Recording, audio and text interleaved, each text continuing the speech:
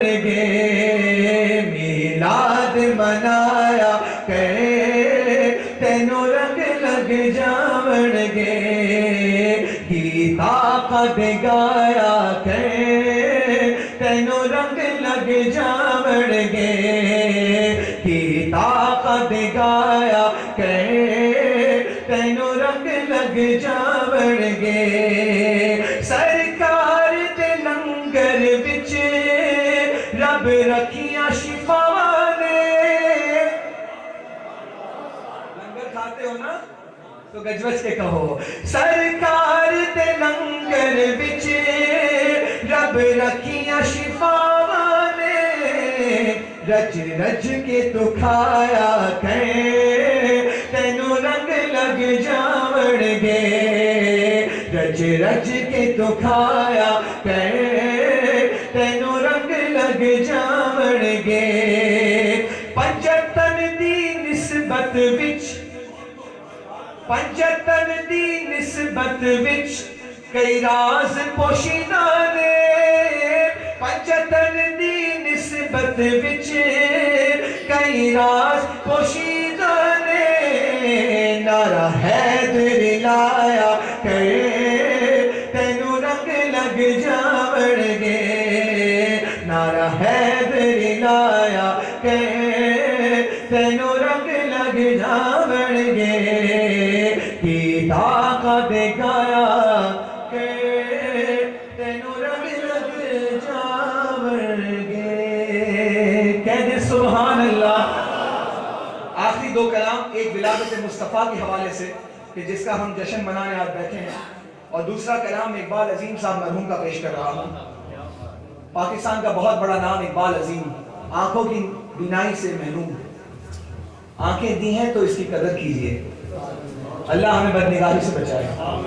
اقبال عظیم صاحب کے پاس تو آنکھیں نہیں تھی یہ جو ذوق والے بیٹھے نا اس کلام کو وہ سمجھیں گے واللہ کہہ رہا ہوں اس کلام کی ایک تاثیر ہی الگ ہے۔ مدینہ شریف جانے کا ارادہ فرمایا بغیر آنکھوں کے مدینے جا رہے ہیں سوچیے ذرا اب کیسے سفر مکمل ہوا پوری شاعری کے اندر اس کا تذکرہ کیا فرماتے ہیں میں لب کشا نہیں ہوں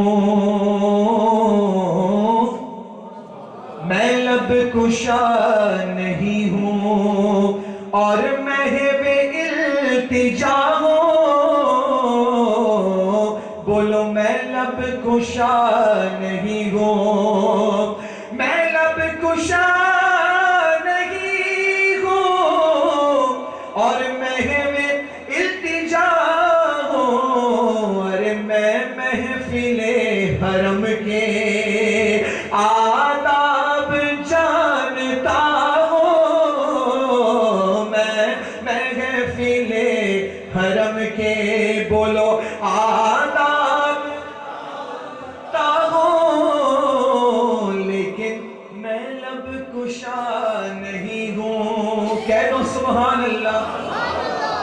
مدینے کے سفر پہ پہنچ گئے مدینہ طیبہ کے اندر داخلہ ہو گیا کسی نے ان کو راستے پہ ہی چھوڑ دیا آنکھ والے نہیں ہیں انتظار میں ہے کہ کوئی تو آئے گا میرا ہاتھ پکڑے گا اور سرکار کی بارگاہ تک لے جائے گا لیکن کوئی ہاتھ پکڑنے والا ہی نہیں آیا اسی لیے فرماتے ہیں کوئی تو آنکھ والا گزرے گا اس طرف سے کوئی تو آنکھ والا گزرے گا اس طرف سے ارے طیبہ کے راستے میں منتظر کھڑا ہوں طیبہ کے راستے میں کوئی نہیں آیا اقبال عظیم صاحب کو کوئی ہاتھ پکڑنے والا ملا ہی نہیں فرماتے ہیں میں نے خود چلنا شروع کر دیا کہہ دو نا سبحان اللہ خود چلنا شروع کر دیا ایک مقام آیا میری آنکھوں کے اندر تھوڑی تھوڑی روشنی آنے لگی اللہ اللہ روشنی بھی آنے لگی خوشبو بھی مہکنے لگی فرماتے ہیں میرے عشق نے جواب دیا یہ روشنی سی کیا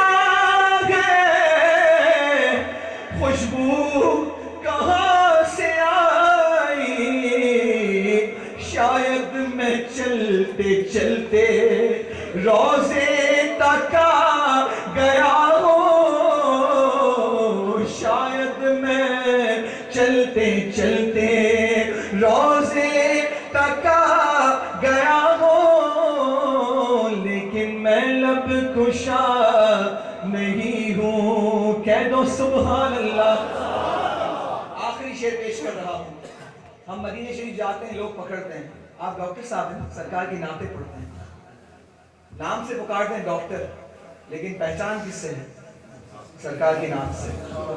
اب اقبال عظیم کے ساتھ یہی معاملہ ہوا، مدینہ کی گلیوں میں گھوم رہے ہوں گے، کسی نے کہہ دیا ہوگا اقبال عظیم جا رہے ہیں، فرماتے ہیں اپنے اسٹیٹس پہ ناز کرتے ہوئے فرماتے ہیں کیا کہ طیبہ کے سب بھکاری پہچانتے ہیں مجھ کو، رے مجھ کو خبر نہیں تھی میں اس قدر بڑا ہوں، مجھ کو خبر نہیں تھی۔ اب مدینے سے لوٹ آئے، اپنے گھر میں بیٹھے ہیں اور فرماتے ہیں اقبال مجھ کو اب بھی محسوس ہو رہا ہے کہ روزے کے سامنے ہو اور نعت پڑھ رہا ہو، روزے کے سامنے ہو اور نعت پڑھ رہا ہوں، لیکن میں لب کشا نہیں ہوں۔ آخری کلام مل کے پڑھنا ہے، کیونکہ ہم جس مقصد کے لیے بیٹھے ہیں وہ ولادت مصطفیٰ کا جشن ہے۔ کوئی زبان خاموش نہ رہے، میرے آقا کی ولادت ہوئی تو کعبہ بھی جھوم رہا تھا۔ یہ میں نے کلام پڑھا تو حضرت الحمدللہ میں تحریر سے نعمت کے طور پہ کہتا ہوں کہ one Christian became Muslim in Pakistan۔ بتانے کا مقصد یہ ہے کہ نبی کا کلمہ پڑھنے والا اگر نبی کو گالیاں دے معاذ اللہ اور سرکار کی ولادت کے جشن کو بدعت کہے تو مجھے بتاؤ اس کا کیا حال ہونا چاہیے۔ وہ ایک عیسائی بھی نعت کو سمجھ کر ایمان لے آیا، اس سے پتا چلا کہ اللہ تعالیٰ نے اس کے لیے ایمان کی دولت اس کے لیے رکھی تھی تو اس کو مل گئی۔ یہ یاد رکھو، نبی کا عشق نہ ہو اور نماز 5 وقت کی پڑھو کوئی فائدہ نہیں ہے، لیکن نبی کا عشق رکھتے ہو اور پھر نماز نہ پڑھو اس کا بھی کوئی فائدہ نہیں ہے۔ تو نبی کا عشق ہے تو نماز ان کی پابندی کرنی ہے۔ آج مجھ سے عہد کیجئے، میں مسافر ہوں، دعا کرتا ہوں اللہ عز و جل جیسی محفل یہاں سجی ہے کل مدینہ شریف میں سجی ہو۔ مجھے کافی لوگ مدینہ شریف میں ملتے ہیں، گنبد خضرا کے سائے میں بیٹھ کر وہاں بھی نعتیں پڑھتے ہیں الحمدللہ، کیونکہ میری بخشش کا سامان یہی ہے اور دل کا بھی ارمان یہی ہے، ایک دن ان کی خدمت میں جا کر ان کی نعتیں انہی کو سنا دوں۔ اصل مقصد یہ، لیکن ہم جس کی نعتیں پڑھیں آج اسی کی ولادت کا دن ہے، تو مل کے کہنا ہے اس کلام کو اس لیے پڑھنا ہے کہ سرکار ہم سے راضی ہو جائیں۔ باواز بلند جتنی اللہ نے طاقت دی ہے اس کا استعمال کیجئے، سرکار کی بارگاہ میں استعمال ہوگا انشاءاللہ، کہیں ضائع نہیں ہوگا۔ آمینہ کا لال آیا، آمینہ کا لال آیا، آمینہ کا لال آیا، آمینہ کا لال بولو، آمینہ کا آمینہ کا لال آیا، آمینہ کا لال آیا، آمینہ کا لال آ گیا، وہ نور والا جس کی اونچی شان ہے، آ گیا وہ نور والا جس کی اونچی شان ہے، جس کی مدحت میں اتارا رب نے یہ قرآن ہے۔ آمینہ کا لال آیا، آمینہ کا لال آیا، آمینہ کا لال آیا، آمینہ کا لال، سرکار کی آمد، نعرے بلند، سرکار کی آمد، بابا دلدار کی آمد، بابا حضور کی آمد، بابا پر نور کی آمد، بابا سارے مل کر بولو، جذبے سے بولو، بابا آمینہ کا لال آیا، آمینہ کا لال آیا، آمینہ کا لال آیا، آمینہ کا لال، کہہ دو سبحان اللہ۔ قرآن میں رب فرماتا ہے لو انزلنا هذا القرآن على جبل لرأيته خاشعا متصدعا من خشية الله Had we revealed Quran upon the mountain, it would have broken into fragments. اگر اس قرآن کو ہم پہاڑ پہ نازل کرتے تو پہاڑ اس کے خوف سے اپنے ایمان سے پوچھ کے بتاؤ. پہاڑ قرآن کا وزن نہ برداشت کر سکے, ریزہ ریزہ ہو جائے. یہی قرآن میرے آقا کے دل اطہر پر اترا. اب اگر کوئی بدبخت یہ کہے کہ حضور ہمارے جیسے, تو کیسے گوارا کر سکتے ہیں ہم؟ اسی لیے شاعر نے کہا, جس کی ہیبت سے پہاڑوں پر ہو تاری زلزلے, سینہ محبوب پر اترا وہی قرآن ہے. آمینہ کا لال آیا, آمینہ کا لال آیا, آمینہ کا لال آیا, آمینہ کا لال بولو, آمینہ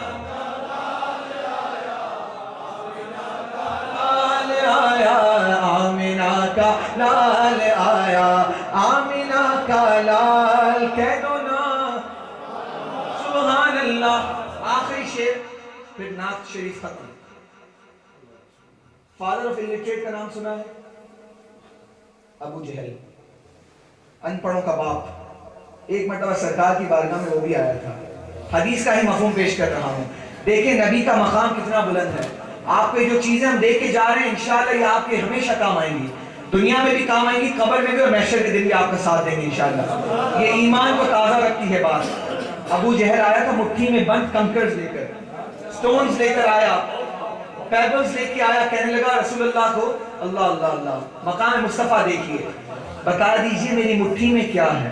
اگر آپ نبی ہیں تو بتا دیجئے میری مٹھی میں وما هو علی الغیب بدنین. یہ نبی غیب بتانے میں کنجوسی نہیں کرتے. میرے آقا نے نہیں کہا ابو جہل تیری مٹھی میں پتھر ہیں. مقام مصطفیٰ دیکھیے, سوال کرنے والا جیسا سوال کرتا ہے ویسا اس کا جواب دیا جاتا ہے. حضور نے فرمایا ابو جہل تو مجھ سے پوچھتا ہے تیری مٹھی میں کیا ہے, میں تجھے بتاؤں تیری مٹھی میں کیا ہے, یا جو تیری مٹھی میں ہے وہ تجھے میرے بارے میں بتائے کہ میں کون ہوں. یعنی سرکار جانتے تھے کہ وہ بھی جانتے ہیں کہ میں کون ہوں. اتنا ہی کہنا تھا کہ کنکریوں نے کلمہ پڑھنا شروع کر دیا. ابو جہل گھبرا گیا اور کہنے لگا معاذ اللہ آپ تو بہت بڑے جادوگر ہیں. آج اسی کی قوم میں لوگ پیدا ہو گئے. اسی لیے شاعر نے کہا سنگریزے بول اٹھے جب حکم ہو سرکار کا, دیکھ منکر ان کی تو پتھر کو بھی پہچان ہے. آمینہ کا لال آیا, آمینہ کا لال آیا, آمینہ کا لال آیا, آمینہ کا لال. آخر میں نعروں کو جواب دیجئے بلند آواز سے. سرکار کی آمد, ہوا دلدار کی آمد, ہوا یاسین کی آمد, ہوا طٰہٰ کی آمد, ہوا سارے مل کر بولو ہوا. آمینہ کا لال آیا, آمینہ کا لال آیا, آمینہ کا لال آیا, آمینہ کا لال.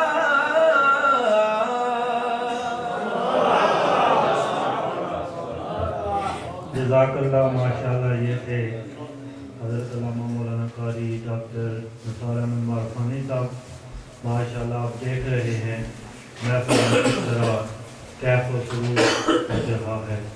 تو اب میں دعوت دیتا ہوں جناب قاری ضیاء الدین صاحب کو. وہ تشریف لاتے ہیں اپنے محبت بھری آواز میں اپنے آقا صلی اللہ علیہ وسلم میں محبوب نذرانے پیش کرتے ہیں. نعرہ تکبیر, نعرہ رسالت, نعرہ تحقیق, نعرہ حیدری, نعرہ غوثیہ, جشن عید میلاد النبی.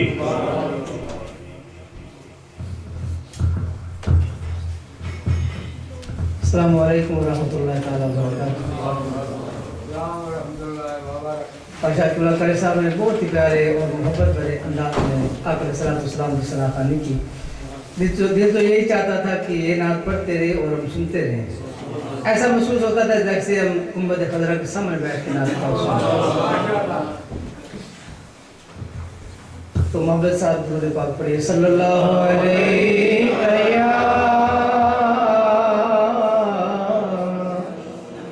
یا رسول اللہ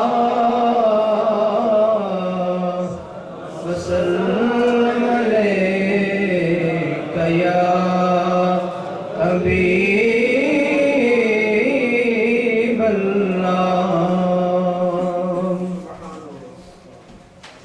अजी बादशाह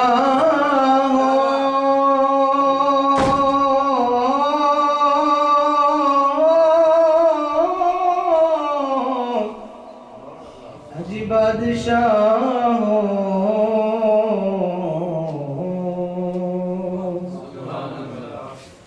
अजी बादशाह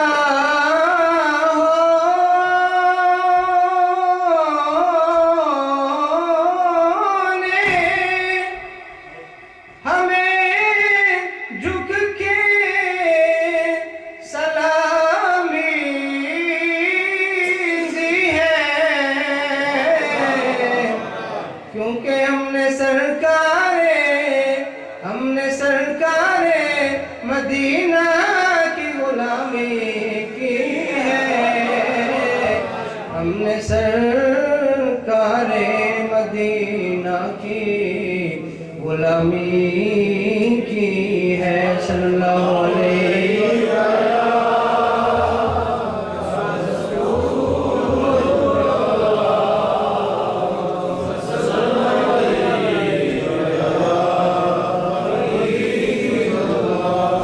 ये हमारा ईमान है कि जब हम आका अलैहिस्सलाम की इस्लाह खानी करते हैं आका अलैहिस्सलाम सुनते हैं ये सुनियों का ईमान मोहब्बत से सुभान अल्लाह की और जो अगर इस आका अलैहिस्सलाम की नात लिखता है आका अलैहिस्सलाम वो भी देखते हैं एक आशिक रसूल है शेख सादी शिराजी रहमतुल्लाह ऐसा कलाम लिखा कि जिसको मुकम्मल आका अलैहिस्सलाम ने खुद किया शेख सादी शिराजी रहमतुल्लाह अलैह कहते कि मैंने आका अलैहिस्सलाम ने मुझे फारिग हो गया शायर थे बड़े अजीम शायर थे और दिल में आया कि क्यों ना मैं आका अलैहिस्सलाम की प्यारी नात लिखूं फारिग हुआ था बिस्तर के ऊपर लेटे थे और नात लिखते हैं आका अलैहिस्सलाम और आका अलैहिस्सलाम की नात क्या लिखते हैं कि बलागल उला बिकमाली मोहब्बत से पढ़ेंगे मिलके तो और भी मजा आएगा बलागल उला बिकमाली बलागल उला बिकमाली काशफ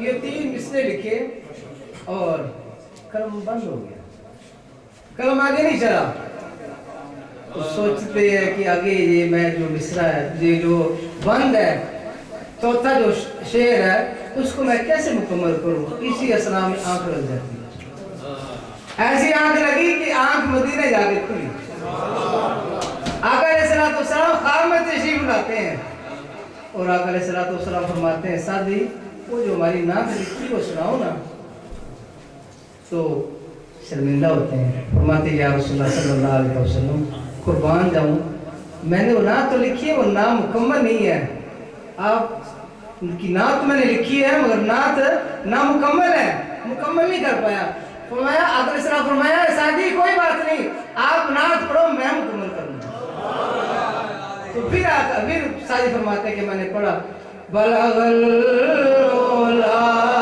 बिकमाली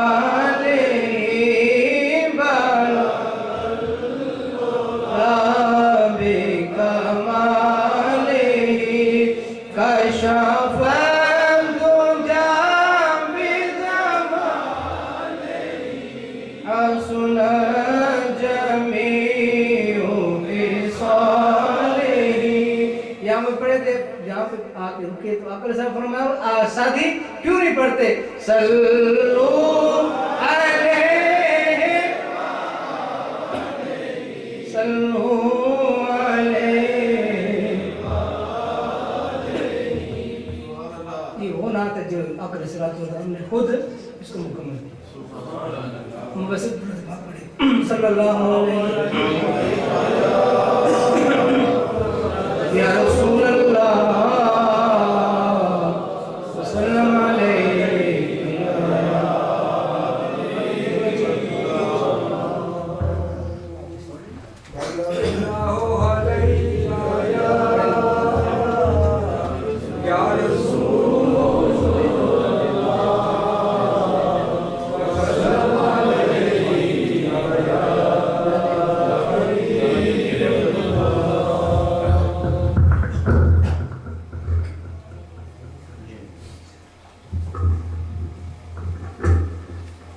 قاری صاحب نے بڑی پیاری بات چھیڑ کر میری طرف اشارہ کر دیا پر کیا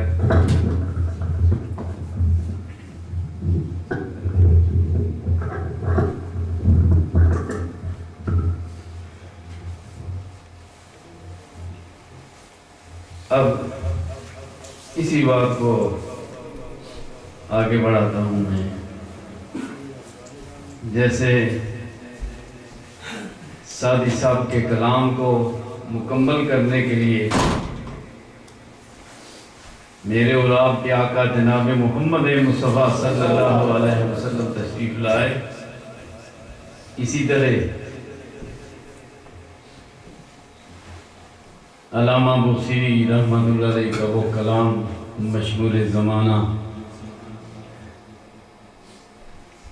جس کلام کی مقبولیت بھی اسی طرح ہے، اور ابھی تو ہر بچے کی زبان پر یہ کلام ہے. مولا یا صلی وسلم دائما ابدا علی حبیبک خیر الخلق کلہم هو الحبیب الذی ترجى شفاعته لكل حول من الاحوال مقتحم. مولا یا صلی وسلم دائما ابدا علی حبیبک خیر الخلق کلہم.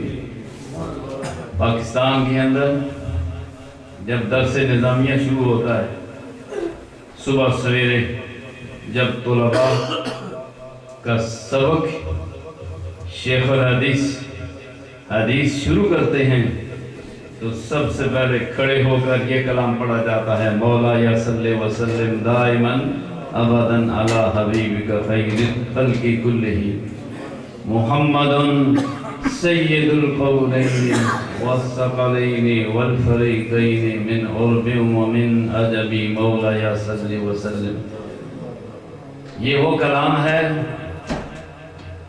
علامہ بوصیری، آپ نے سنا ہوگا.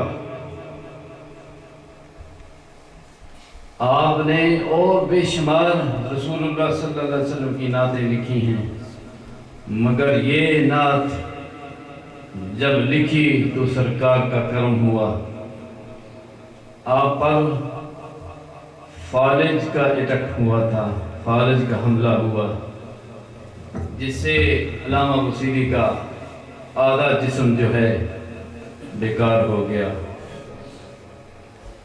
تو آپ کے دل کے اندر یہ خیال آیا، نہ جانے زندگی کے کتنے سانس باقی ہیں، تو میں اپنے آقا کا کوئی اور کلام لے کے جاؤں. اور یہ کلام لکھا تو رسول اللہ صلی اللہ علیہ وسلم کی طرف استغاثہ پیش کیا، یعنی حضور صلی اللہ علیہ وسلم کی بارگاہ میں فریاد کی، یا رسول اللہ کرم فرماؤ. ساری زندگی آپ کے گیت گاتا رہا، آپ کی حدیث پڑھاتا رہا ہوں، آپ کی نعتیں بھی لکھی ہیں، اب آخری وقت ہے، عمر کا آخری حصہ ہے، بیمار ہو گیا ہوں، چلنے پھرنے کے قابل نہیں رہا، کوئی مدد کرنے والا نہیں ہے، یا رسول اللہ کرم فرمائیں. تو جب یہ کلام لکھا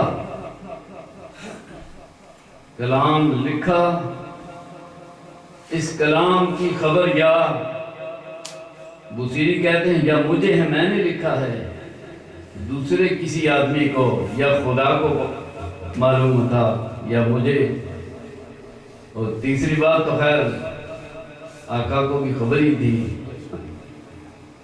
میں نے یہ کلام لکھا، سو گیا، خود تو سو گیا مگر قسمت جاگ پڑی۔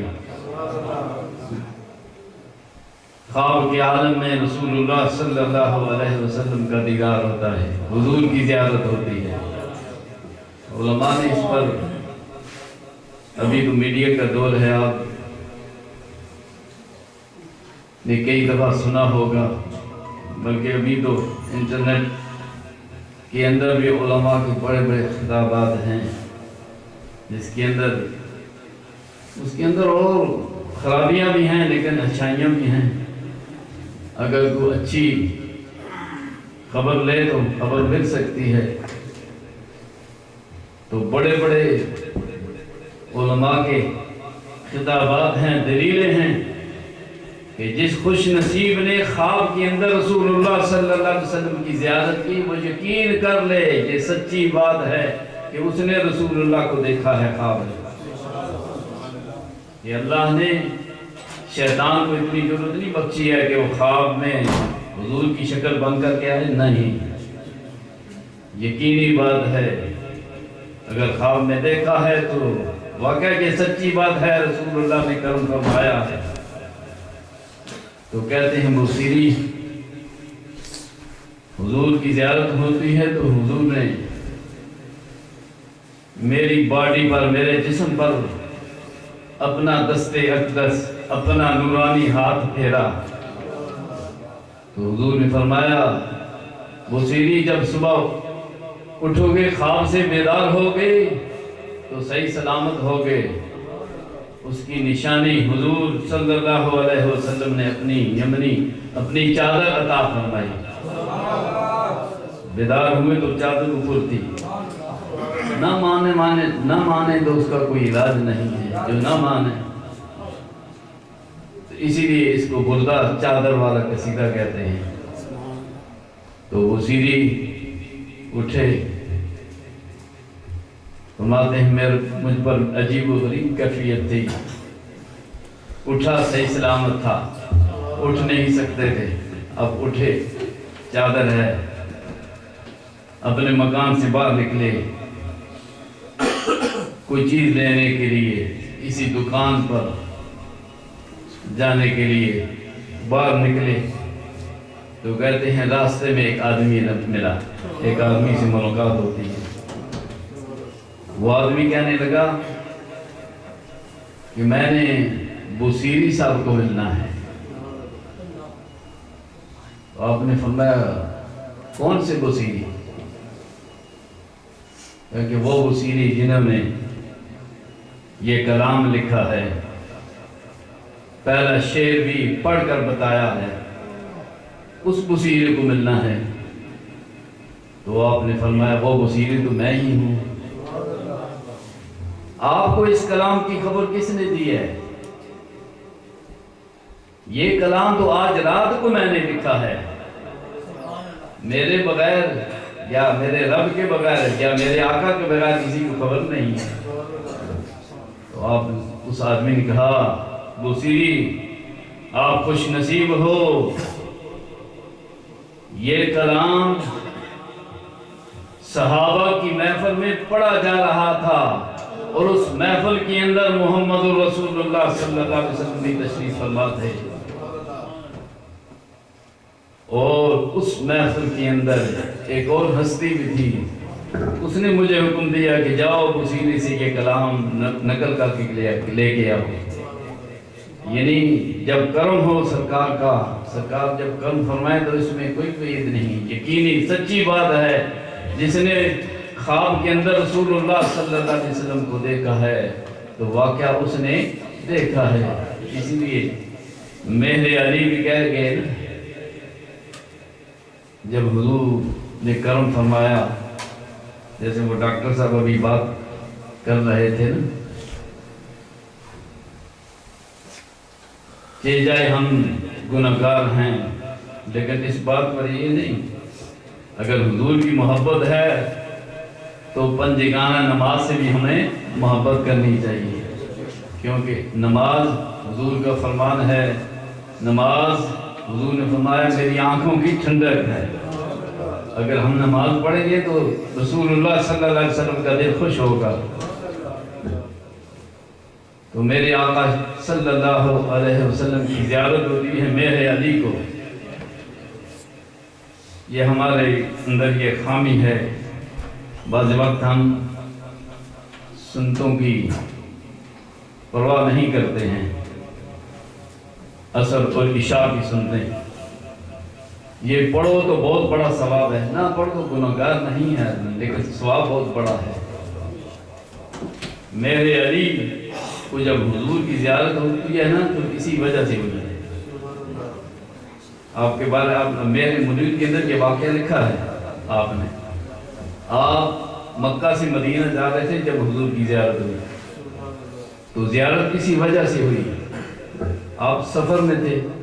مسافر کو ویسے بھی سفر میں اگر 4 فرض ہیں تو 2 پڑھ سکتا ہے، سنتے نہ بھی پڑھیں تو کوئی بات نہیں ہے، غیر موقدہ سنتے اگر نہ پڑھیں تو کوئی بات نہیں ہے۔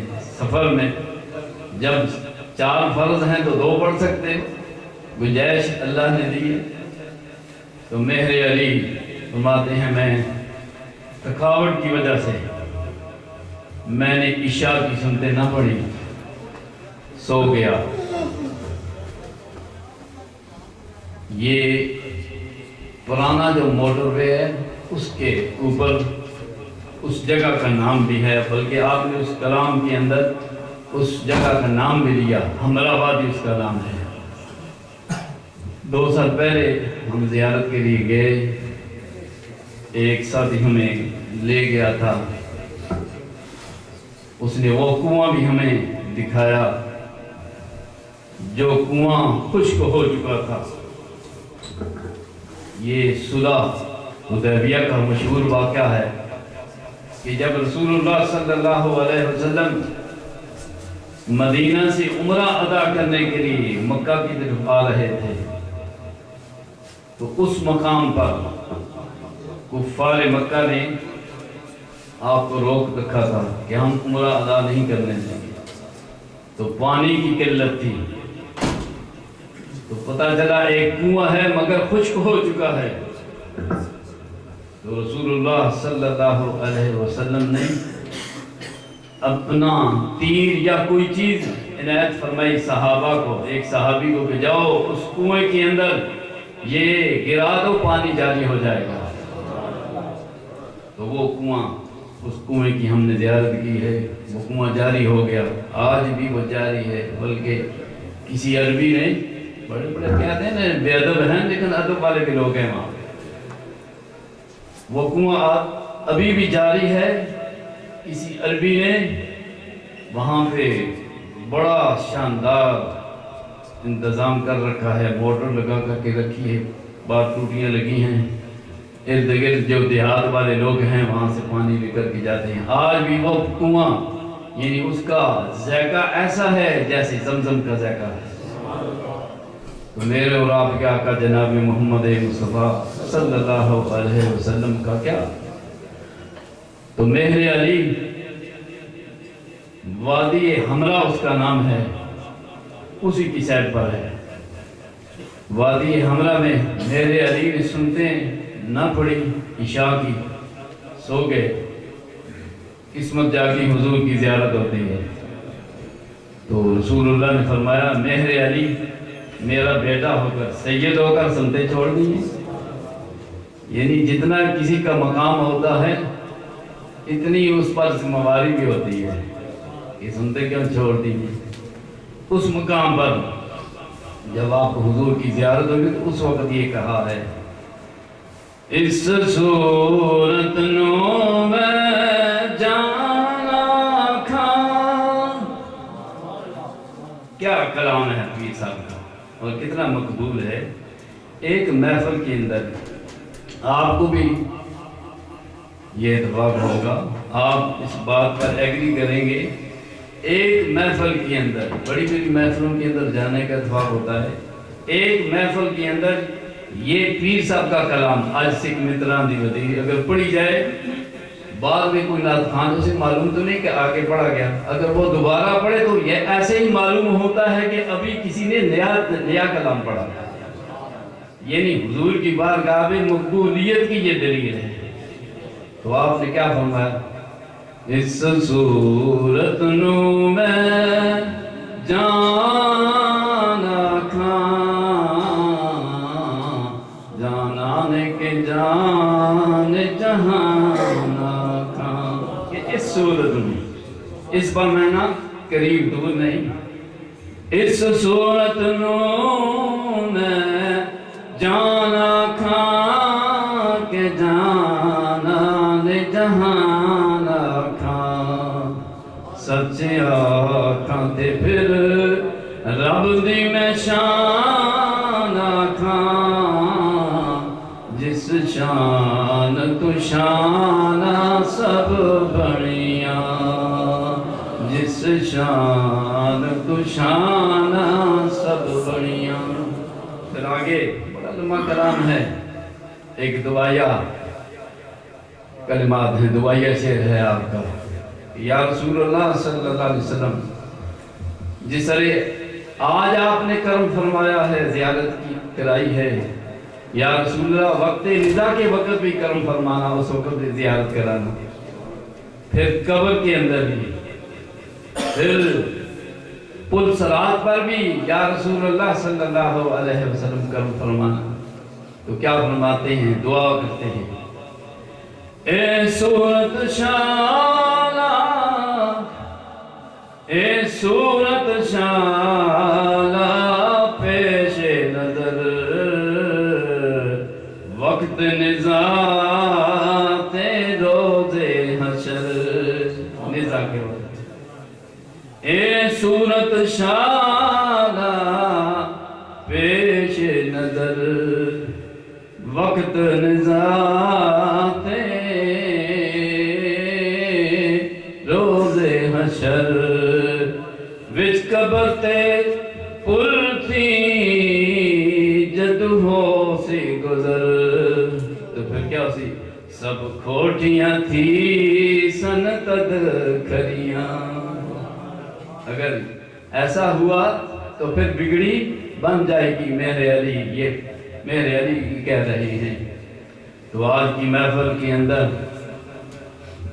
بڑا سرور آیا، اس محفل کے اندر بڑا کیف تھا، کیوں نہ کیف ہو کہ یہ محفل کس ہستی کی تھی، یہ ان کی محفل تھی جن کے لیے رب العالمین نے سارے جہان کو پیدا کیا۔ محمد نہ ہوتے تو، ذرا زور سے بول، محمد نہ ہوتے تو، محمد نہ ہوتے تو نہ زمین ہوتی نہ آسمان ہوتا، کچھ بھی نہ ہوتا، محمد نہ ہوتے تو کچھ بھی نہ ہوتا۔ اعلیٰ حضرت کا کلام میں اکثر پڑھا کرتا ہوں، یہ ذکر ایسا ہے، یہ ذکر ایسا ہے، یہ ذکر فرش پر بھی ہے، عرش پر بھی ہے، بلکہ آپ فرماتے ہیں کام جدھر لگائیں تیری ہی داستان ہے یا رسول اللہ صلی اللہ علیہ وسلم۔ گلا تو میرا ساتھ نہیں دے رہا ہے، بلکہ آپ کا اگر ذوق ہو تو میرے ساتھ پڑھیں۔ عرش پہ تاز چھیڑ چار، فرش پہ ترفع دام، کان جدھر لگائیے یا رسول اللہ صلی اللہ علیہ وسلم، کان جدھر لگائیے تیری داستان ہے۔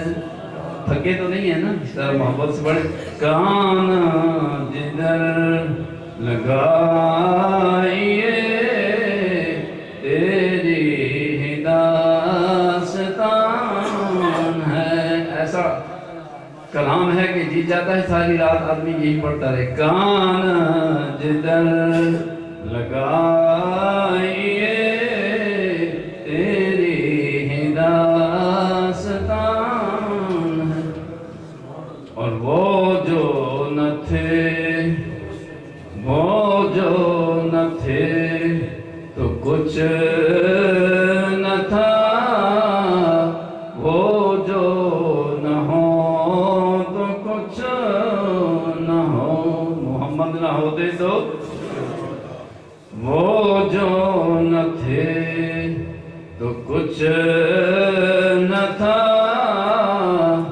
وہ جو نہ ہو تو کچھ نہ ہو، جان ہے وہ جہان کی، جان ہے تو جہان ہے، یوں سمجھیں محمد نہ ہو تو یہ جہان بھی نہ ہوتا، محمد ہے تو یہ سب کچھ ہے۔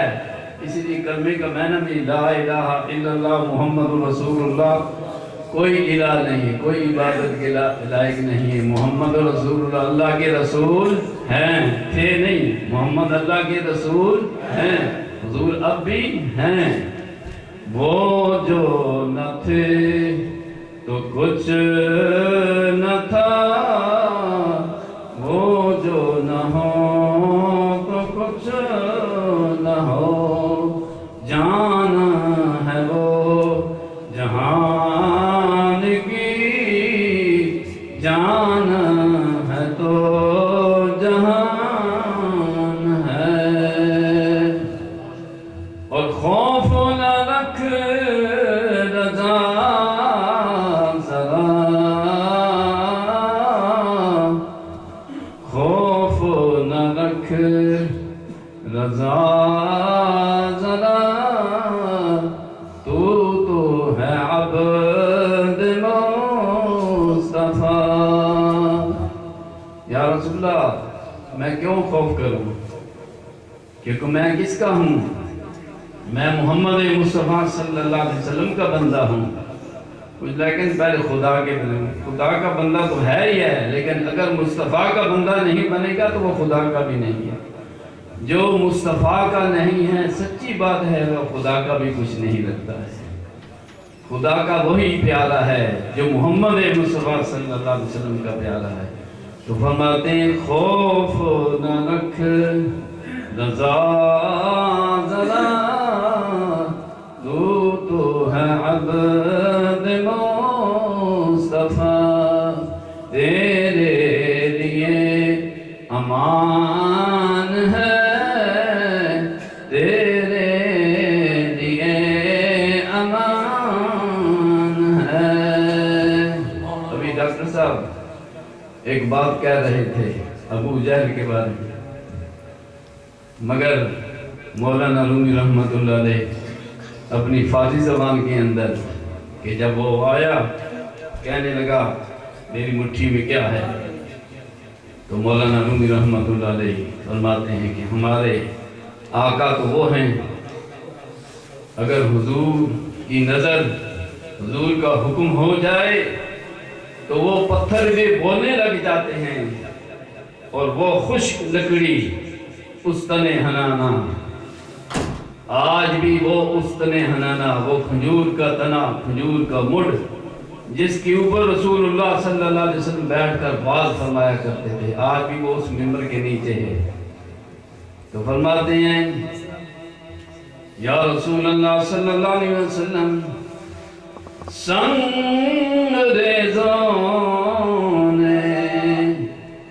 سنگریزوں نے تیرا کلمہ پڑھا، مٹھی میں چیز تھے سنگریزے پتھر تھے، تو انہوں نے پڑھا لا الہ الا اللہ۔ فرماتے ہیں مولانا رومی سنگریزوں نے تیرا کلمہ پڑھا، اور استنے وہ کھجور کا تنا، کھجور کا مڑ جس کے اوپر رسول اللہ بیٹھ کر بات فرمایا کرتے تھے۔ سنگریزوں نے تیرا کلمہ پڑھا اور اس تنے ہنانا تیری فرقت میں جلا. ممبر بن گیا. ایک صحابی نے حضور کے لیے ممبر تیار کیا. یا رسول اللہ آپ اس کے اوپر بیٹھ کر بات فرمائیں. حضور بات سناتے ہیں تو وہ کھجور کا تنا رونے لگا. رونے کی آواز آ رہی ہے. صحابہ دیکھتے ہیں لیکن آواز ادھر سے آ رہی ہے. یا رسول اللہ رونے کی آواز آ رہی ہے. اور معلوم ہوتا ہے یہ کھجور کا تنا کھجور کا مٹ رو رہا ہے. تو حضور منبر سے نیچے اترے. قربان جائیں جس نبی کا ہم نے کلمہ پڑھا ہے لا الہ الا اللہ محمد رسول اللہ صلی اللہ علیہ وسلم، اس نبی کی یہ شان ہے، حضور کی یہ عظمت ہے. سارے نبی ہمارا ایمان ہے، شان والے ہیں. بولو سارے نبی. ہم کسی نبی کی گستاخی بیروی نہیں کرتے. سب نبی شان والے، مگر سب سے زیادہ شان ہے محمد مصطفیٰ صلی اللہ علیہ وسلم. میرے آقا صلی اللہ علیہ وسلم اس کھجور کے خشک تنے سے مڈ سے مخاطب ہوتے. حضور فرماتے اے کھجور کے مڈ، اے کھجور کے تنے کیوں رو رہا ہے؟ اب وہ تنا اس کو بھی رب العالمین نے بولنے کی طاقت عطا فرمائی. اس نے عرض کیا ہوگا مولا آج اگر مجھے بھی زبان دیتا تو تیرے نبی سے میں بھی بات کرتا. تو رب نے زبان دی بولنے کی.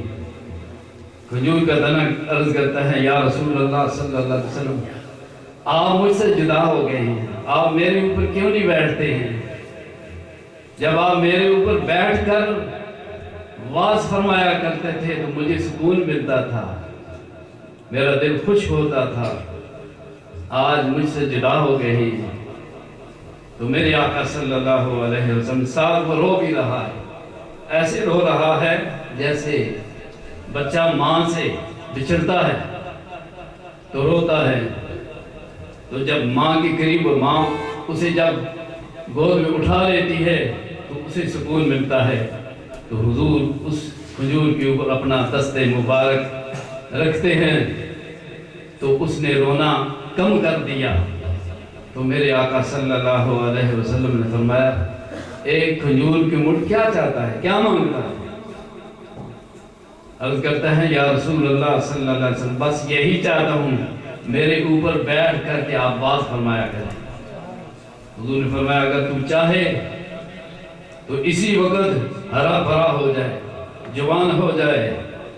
اگر تو یہ چاہے کہ جنت کا درخت بن جائے تو درخت تجھے جنت کا درخت بھی بنا دیں گے. جنت کے اندر بھی تیرا فروٹ، تیرا پھل جنتی لوگ کھائیں گے. کیا چاہتا ہے یا رسول اللہ؟ بس کچھ نہیں چاہتا ہوں، یہی چاہتا ہوں کہ آپ میرے اوپر بیٹھ کر کے بات فرمایا کریں.